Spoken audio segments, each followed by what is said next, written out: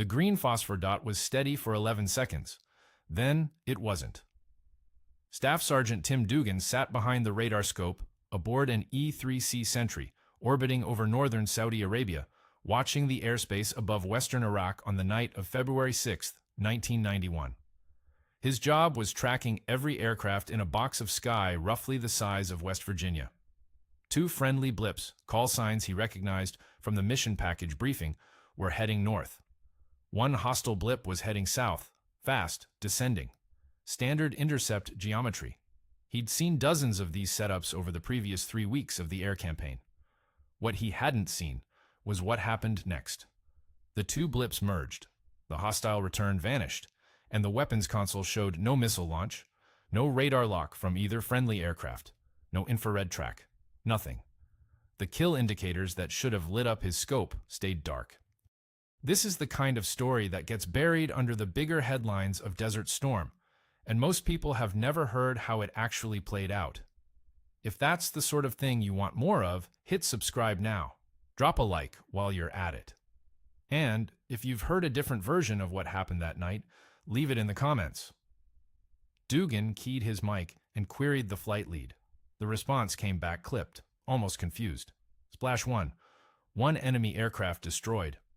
But the pilot didn't sound like a man celebrating a kill. He sounded like a man trying to figure out what he'd just done.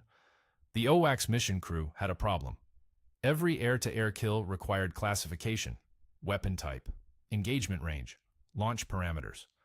The forms existed for a reason. The data fed back into intelligence assessments, tactics updates, bomb damage reports. A kill with no weapon employed didn't fit any category on the form. The mission crew supervisor pulled up the options. Gun kill, missile kill. Those were the boxes. There was no box for what had just happened over the Iraqi desert. Back at the scope, Dugan watched the surviving blips turn south toward the Saudi border. The hostile return never reappeared. Whatever had been flying, and the radar signature suggested a MiG-23 flogger, though confirmation would take hours, it was now wreckage scattered across the desert floor. Killed by an American F-15E Strike Eagle that, according to every sensor on the OWACS, never fired a shot. The crew tagged the event with a temporary code and moved on. The war wasn't going to pause while they figured out the paperwork. Captain James Denton pulled his harness tight and ran his eyes across a cockpit that had no weapons panel, no gun sight, no missile select switch. The space where those controls would have sat in any other tactical aircraft was filled instead with electronic warfare consoles, rows of switches, frequency readouts, threat warning receivers. The EF-111A Raven was a bomber airframe converted into something the Air Force had never quite figured out how to love. A dedicated electronic jammer with zero ability to shoot back. The aircraft started life as the F-111 Aardvark, General Dynamics swing-wing deep strike bomber from the 1960s. Controversial from birth. Robert McNamara had forced it on both the Air Force and the Navy as a joint platform, and the Navy hated it so thoroughly they eventually killed their version outright. The Air Force kept the bomber variant and flew it for decades. But in the mid-1970s, Grumman got the contract to take 42 Aardvark airframes and gut them. Strip the bomb bay, tear out the weapons pylons, install the ALQ-99 tactical jamming system, the same electronic warfare suite carried by the Navy's EA-6B Prowler, crammed into a pod that hung underneath the belly like a canoe strapped to a sports car. So, why would anyone volunteer to fly a fast jet that couldn't fight? The answer was doctrinal, rooted in something about American air power thinking that the Soviets never fully grasped. The Raven's job was to make every other aircraft in the strike package survivable. It flew ahead of or alongside the bombers, flooding enemy radar screens with noise, breaking missile locks, turning carefully calibrated Soviet-built surface-to-air missile systems into expensive guessing machines. One Raven could degrade an integrated air defense network across a front of 40 miles. A flight of 4 could blind an entire sector. The crews who flew them understood the arithmetic. A Raven that jammed successfully might save 8, 12, 20 aircraft per sortie. The mission wasn't glamorous. Nobody was painting kill silhouettes on the fuselage. Denton's weapons systems officer, Captain Steve Roderick, once described the job to a colleague in terms that stuck. We make the other guys invisible, and we do it by making ourselves the loudest thing in the sky. That last part was the problem. Every radar operator within 100 miles knew exactly where the Raven was. The jamming signal was a beacon. Iraqi MiG pilots received specific briefings on targeting the EF-111 because killing the jammer meant the entire strike package behind it became vulnerable again. Soviet advisors had emphasized this point for years in their exported tactical doctrine. Neutralize the electronic warfare aircraft first, then engage the strikers. The Raven crews knew this. They flew with no chaff, no flares for most of the war's early missions, and no defensive weapon beyond speed and the terrain-following radar that let them hug the desert floor at 400 knots in total darkness. Their survival depended entirely on flying fast, flying low, and hoping nobody got close enough to take a shot, though even hope felt like a generous word for it. On the night of February 6th, somebody got close enough. We go in first, and if we do our job right, nobody even knows the war started until the bombs are already falling.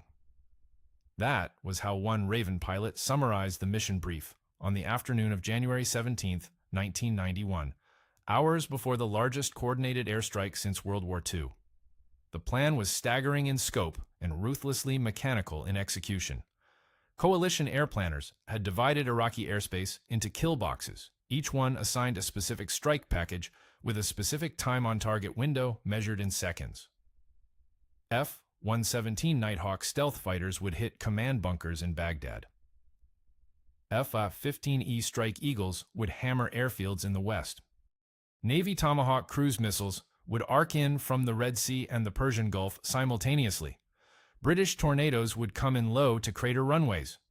The entire operation depended on a single assumption, that Iraqi radar would be degraded or destroyed before the first wave crossed the border. The Ravens were the degradation. Denton and Roderick launched from Taif Air Base in western Saudi Arabia at approximately 2 a.m. local time, part of a formation of 5 EF-111As tasked with jamming Iraqi early warning radar along the western approach corridor. The terrain following radar was already active, pulling the aircraft down to 200 feet above the desert floor at 480 knots. At that altitude and speed, the ground was an abstraction, a blur of gray-brown nothing visible only in brief flashes when moonlight caught a ridge or wadi. The dominant sensory experience was sound. The constant low roar of two Pratt & Whitney TF-30 turbofans at military power, overlaid with the electronic whine of the ALQ-99 spooling up, cycling through frequencies, hunting for Iraqi radar emissions to smother. Roderick's job was to find those emissions before they found him. His scope showed the electromagnetic landscape of western Iraq in real time, every search radar, every height finder, every fire control system painting the sky with energy.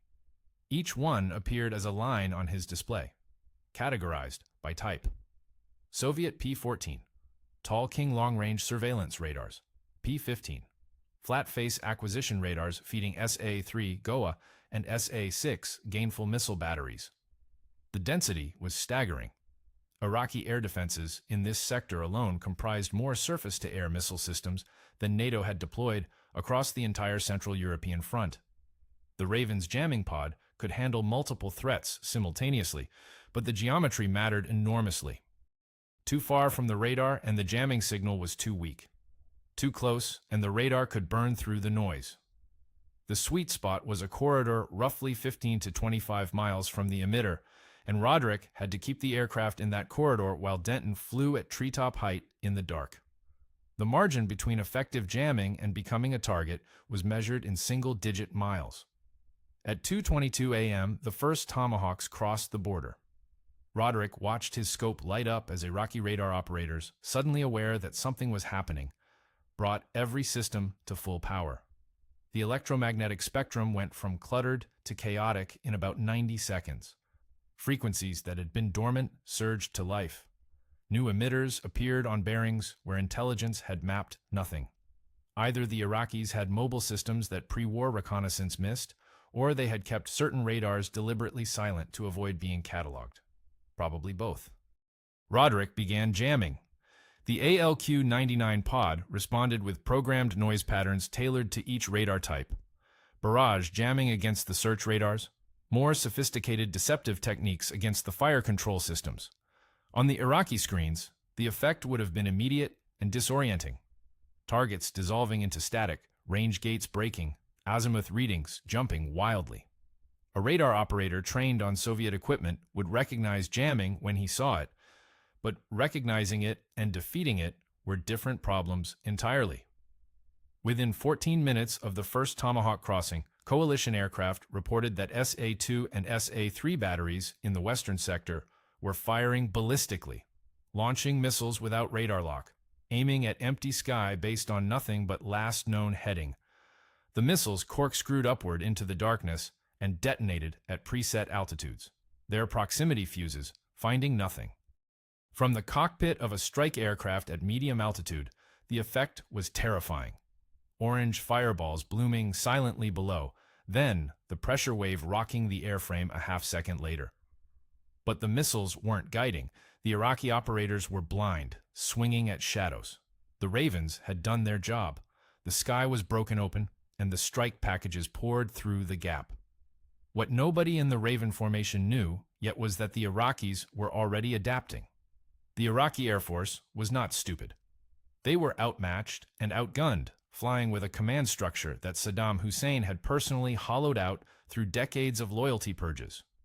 But the pilots who survived that filtering process understood air combat geometry well enough to know what a jamming source meant and where to point their noses. On the night of February 6th, an Iraqi Mirage F1, French-built, export variant, carrying two Matra R-550 Magic infrared missiles, dropped below coalition radar coverage and turned south toward a Raven orbiting at low altitude near the town of Al-Qaim. The pilot's name does not appear in any declassified coalition record. Iraqi Air Force personnel files from this period are largely destroyed or scattered. What is known comes from the AWACS track data and from what Denton and Roderick reported after landing. Roderick saw it first, a new contact on his threat warning receiver, closing fast from the northeast at approximately 600 knots. No radar emission. The Mirage was running silent, using its infrared search and track system to avoid triggering the Raven's radar warning gear. Roderick caught it only because the AWACS controller broke in on the radio with a single terse call. Bandit, you're 6 o'clock, 8 miles, closing. 8 miles at a closure rate of nearly 200 knots meant roughly 2.5 minutes. Denton did the only thing available to him. He shoved the throttles to full afterburner, rolled the aircraft nearly inverted, and pulled the nose down toward the desert floor. The Raven was already low. Now it went lower. The terrain-following radar commanding the flight path at 150 feet above ground level, threading between ridgelines at 560 knots. The airframe shuddered. The wings, swept full aft for speed, bit into air that was thick with turbulence rolling off the cooling desert surface. The Mirage followed. Roderick called the range. 6 miles. 5. The Mirage pilot was committed, descending into the same terrain the Raven was using as a shield. At those altitudes, one miscalculation, one ridge unseen, one wadi deeper than expected, meant death without the enemy ever firing a shot. The Mirage F1's terrain-following capability was inferior to the Raven's. The French-built system was a generation behind, optimized for medium-altitude intercepts over European terrain, not nap-of-the-earth knife fights in the Iraqi desert at night. Denton was betting his life on that gap in technology. The altimeter tape unwound like a clock running backward. 150 feet. 120. 90. The terrain-following radar was screaming commands into the flight computer faster than any human could process them. Pull up, push over, roll left, level. And Denton's hands on the stick were following inputs that his conscious brain had stopped trying to interpret. At 90 feet above the desert floor and 560 knots, the Raven was no longer being flown. It was being aimed. Behind them, the Mirage closed to 4 miles. Roderick's voice on the intercom was flat, controlled, metronomic. 4 miles, 3.5. Bearing steady. Then a pause that lasted maybe 2 seconds but compressed into something much longer. The next call never came as a range update. What Roderick said instead, reading his threat display, was simply, "He's descending." The Mirage pilot had followed the Raven below the ridgeline. In a daylight intercept at 15,000 feet, this would have been textbook prosecution. Close the range, acquire infrared lock, fire the R-550 inside its engagement envelope. But this was not daylight, and this was not 15,000 feet. The Iraqi pilot was chasing a target through terrain he could not see, relying on instruments that were never designed for this altitude regime, at a speed that left zero margin for the kind of error that terrain always eventually introduces. At 3 miles, the OWACS track showed the Mirage's altitude dropping below the Raven's. At 2.5 miles, the blip merged with the ground return on the radar scope and did not separate. Nothing visible from the cockpit, no fireball, no flash against the desert, nothing audible over the engine noise. Denton and Roderick did not see the Mirage die. They felt nothing, heard nothing. The only evidence was the absence of a contact on a screen monitored by an OWACS crew orbiting 70 miles to the south. The blip was on one sweep and gone on the next. The crew tagged the event, assigned a temporary tracking code, and moved on to the next threat call. Denton and Roderick landed at Taif just before dawn, wrung out, drenched in sweat that had soaked through their flight suits and into the seat cushions. The debrief was where things got complicated. They reported the intercept, the evasive maneuvering, the AWACS calls, the disappearance of the contact. The intelligence officer asked the obvious question, "Did you employ any weapon?" "No." "Did you observe the impact?" "No." "Did you observe any secondary explosion, debris, or ground fire?" "No." So what exactly are we crediting here? The Air Force had never dealt with anything quite like this. Kill criteria required evidence, gun camera footage, missile telemetry, visual confirmation from a wingman, wreckage on the ground. Denton and Roderick had none of these. What they had was AWACS radar data showing an Iraqi fighter descending into terrain while pursuing their aircraft, and the subsequent permanent disappearance of that aircraft from all tracking systems. Post-war analysis of the crash site, conducted months later by a coalition survey team, confirmed wreckage consistent with a Mirage F1 impacting flat desert at high speed with no evidence of battle damage. The aircraft had simply flown into the ground. The 429th Electronic Combat Squadron was eventually credited with one air-to-air kill maneuver. No missile, no bullet, no bomb, no weapon of any kind. The official record shows it as the only air-to-air victory in Desert Storm achieved by an aircraft that carried no weapons at all. A kill earned by flying lower and faster than the man behind them was willing or able to follow. The kill board at Taif got a new entry the next morning, hand-lettered in grease pencil on the plexiglass sheet where the 429th tracked its combat sorties. Under the column marked Weapon Type, someone had written a single word, dirt. The squadron had always called itself the Ravens.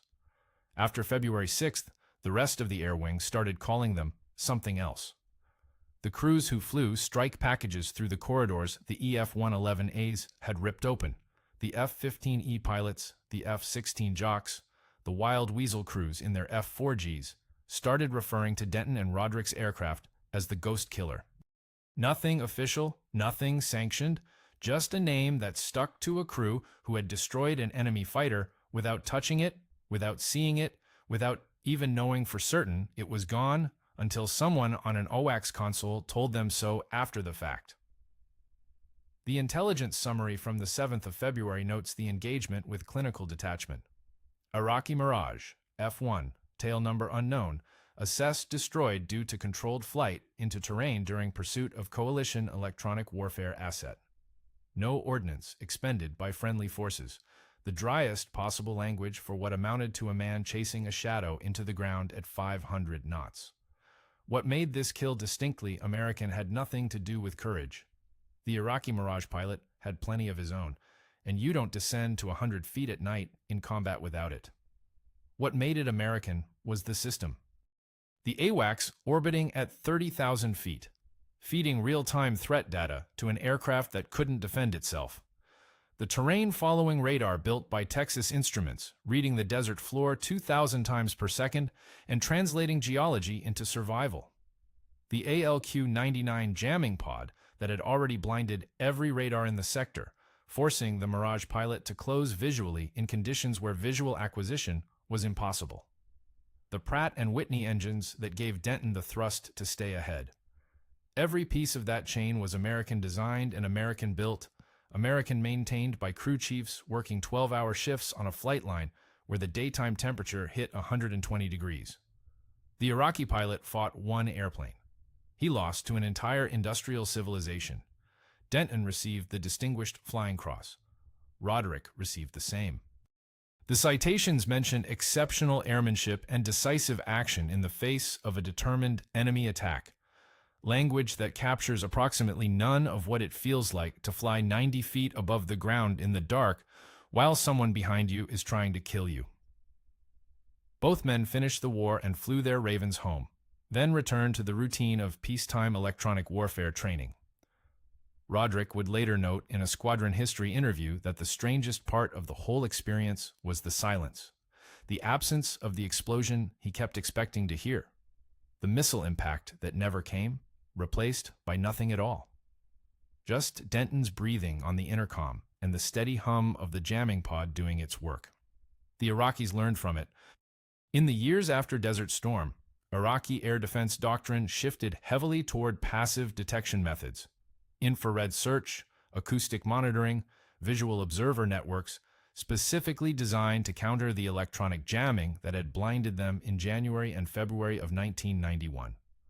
They built a layered system meant to find aircraft that radar could not see, to track targets through the noise. They spent a decade preparing for the next war against American jammers. When that war came in 2003, the United States didn't send the Ravens. The EF-111A had been retired from service in 1998, replaced by nothing. A gap in electronic attack capability that the Air Force wouldn't fill for years. The aircraft that scored the most improbable air-to-air kill of the Gulf War was sitting in pieces at the Aerospace Maintenance and Regeneration Center in Tucson, Arizona, baking in the desert sun. Wings folded, cockpit sealed with white latex preservative, avionics long since stripped for parts. One of those airframes, tail number 66049, still sits there today. Row after row of dead aircraft on white caliche soil, and somewhere among them, a Raven with a kill marking it never carried.